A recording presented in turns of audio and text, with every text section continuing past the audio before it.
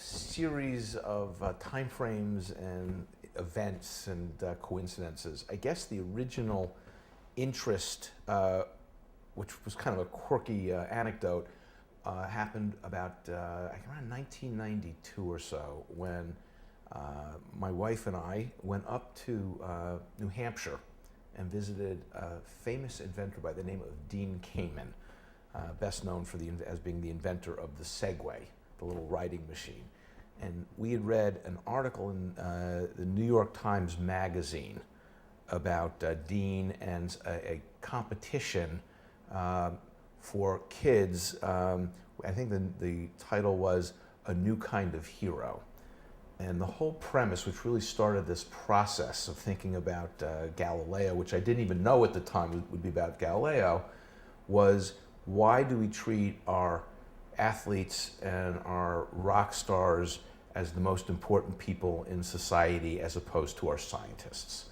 And so Dean's whole thrust with this huge robotics competition was to create the rock stars of science. And one of the things that he said while we were there, which really started me thinking, is that if we could learn to celebrate scientists, that would be sort of something that would be good for society as opposed to just the basketball players and our musicians and celebrities. While we were there, and I don't remember how it happened, Dean started talking about a scientist, one of the most famous scientists, Galileo.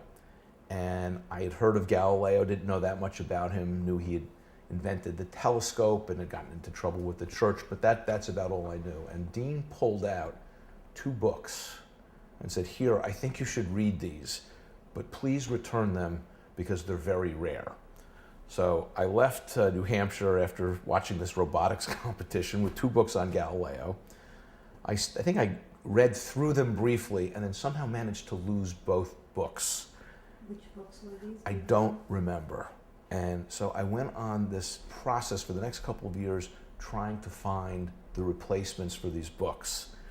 And so every time I'd be at a store, I'd look for a book on Galileo and never really got around to buying one until I guess it was almost 3 or 4 years later. On Martha's Vineyard, Jane and I and Juliana stayed with some friends up there. It was a rainy day. We went into a bookstore, and I was with my dear friend Ed Schlossberg, and I saw a book by James Reston that Ed happened to have read. And he said, "This is really one of the great books about Galileo." So on a rainy day in Martha's Vineyard, I bought the James Reston book, and I think it's called Galileo, A Life. And at their home in Martha's Vineyard, there's a telescope.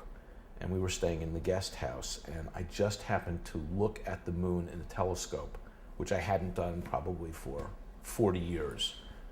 And it just was this momentary, oh my God, this like moment.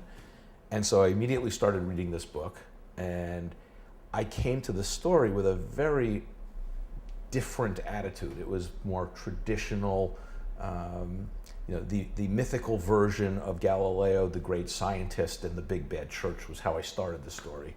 And as I read the Reston book, I said, wow, this is really interesting. Things are not always as they seem. And that really started a process. I became hooked and wanted to read everything about Galileo, and hence that was the beginning. So somehow Dean Kamen, who is literally one of our, maybe considered one of today's Galileos, I don't even think he knows to this day how this started. And one day I'll send Dean, I'll find the books or buy some rare books and send them back to Dean. How many books did you read on Galileo? Oh gosh, boy, at this point, there are what I'll call the, Galileo narrowly defined. I think I've read, and when we talk about reading the books, these are the, generally available books. I mean, there are many, many great books about Galileo in the archives and the libraries around the world, many of which are not in English even, but I think I've probably read, narrowly defined, probably a couple hundred books on Galileo. But what it does is it leads to the knee bone's connected to the hip bone, and so it became almost an invitation to start reading everything. I kind of do it century by century, but it takes you all the way back to the Greeks It takes you from the Greeks to to the beginnings of the Catholic Church, and it really kind of creates this very, very interesting tapestry.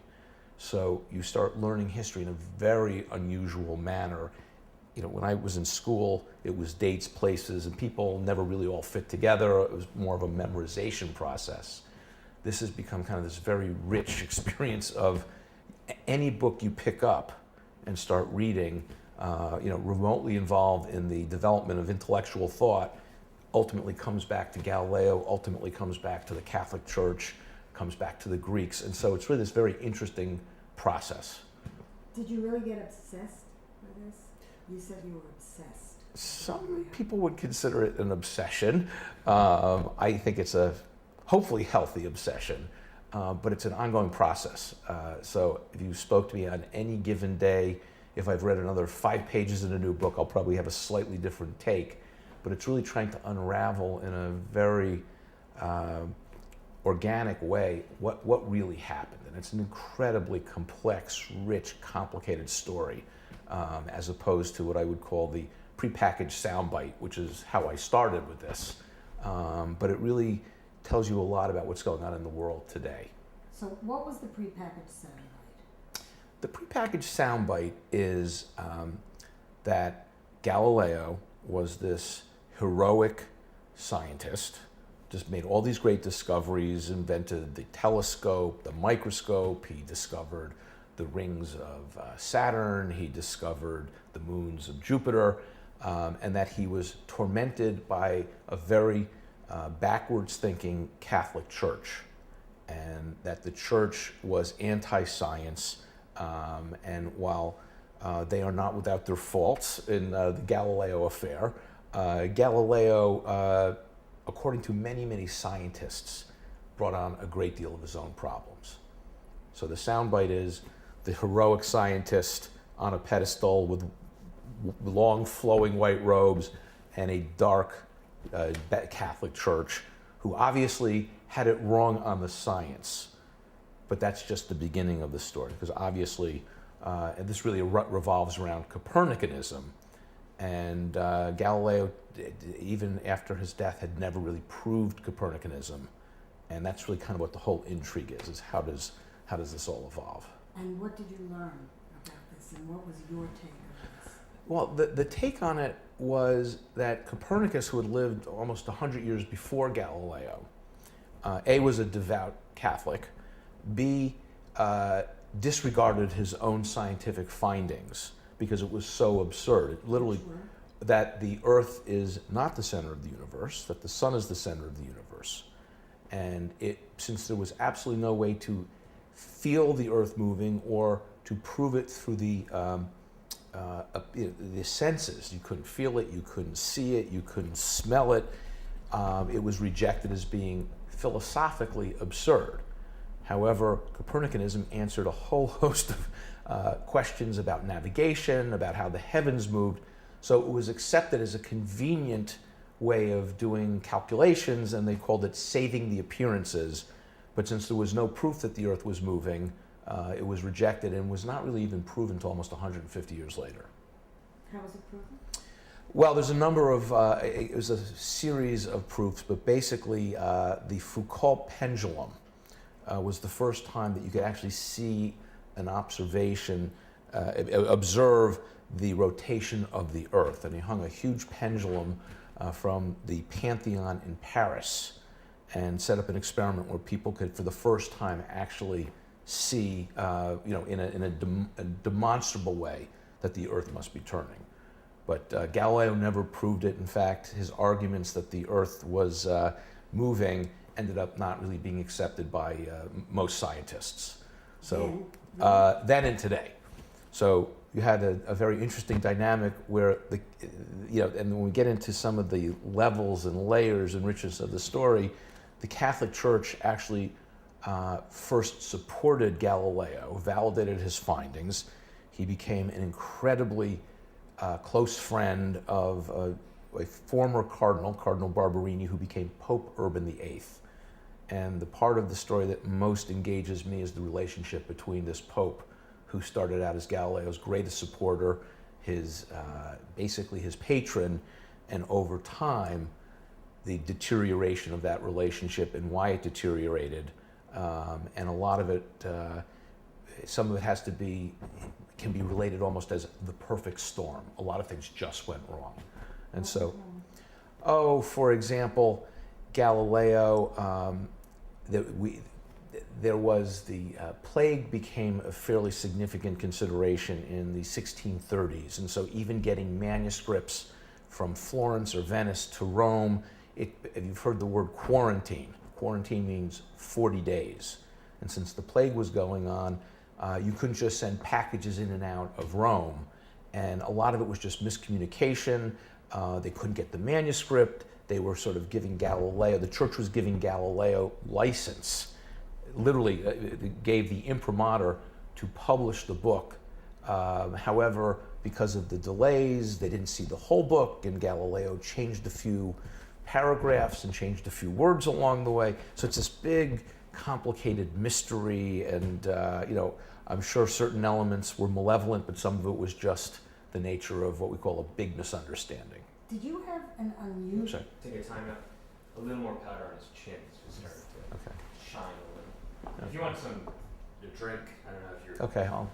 What, does his voice sound a sounds little like raspy? No, wait. For a little while, I was thinking maybe you should have a drink, and now you're sort of back into it. You know what, can we just... You want some just water? grab I'll have a little caffeine and then water. Caffeine and water. Do you ever drink Red Bull? I did, but it's like two. Is it horrible? It just feels like it rots you. I mean, I did drink it for a while, but so many people said it was so bad for you. Yep. Okay.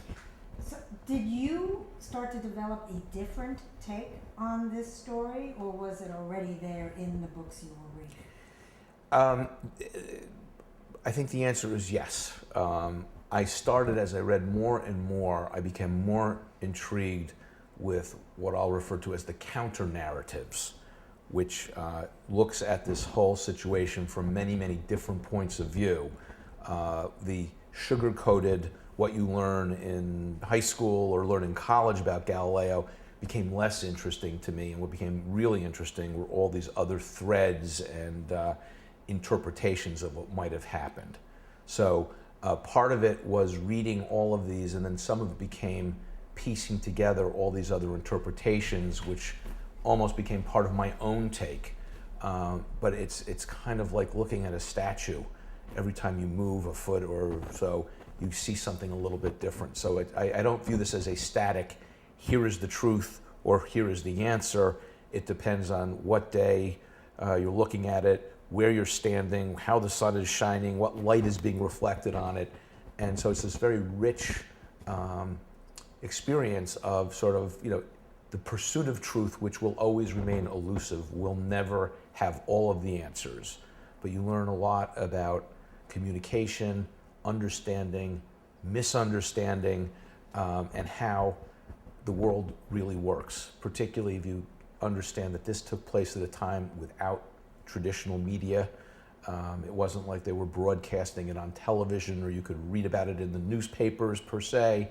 It was, in the times of, we're literally dealing with the confluence of the Renaissance, the Enlightenment, the Baroque period, and so you're at this very, very interesting intersection of history. And this, and it really has had such a dramatic impact on the evolution of thought, the evolution of science, the evolution of art, the arts, and so it's just this very interesting central event that took place.